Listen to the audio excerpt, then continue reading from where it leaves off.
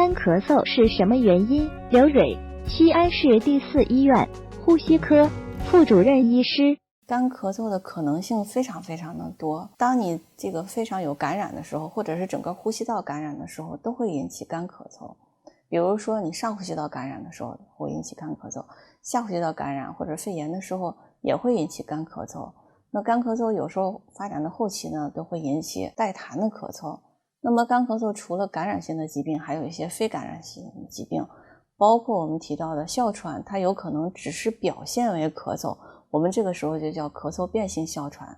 那么实际上在长期的干咳嗽的情况下呢，我们一定要警惕这个疾病，尤其是年轻人。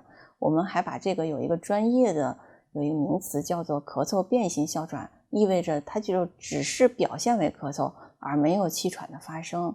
还有一些其他的问题，那比如说是有肺间质纤维化呀、肺结核呀、真菌的感染呀，这些都有可能引起干咳嗽。总而言之，引起干咳的病因有非常的多。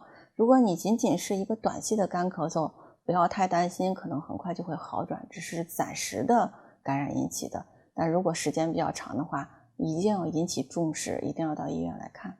专家提示：一、肺上有感染的时候，或者整个呼吸道感染的时候，都会引起干咳嗽。二、干咳嗽除感染性的疾病，还有非感染性疾病，包括哮喘。三、长期的干咳嗽一定要警惕，尤其是年轻人。四、引起干咳的病因非常多，如果仅仅是短期干咳嗽，不要太担心。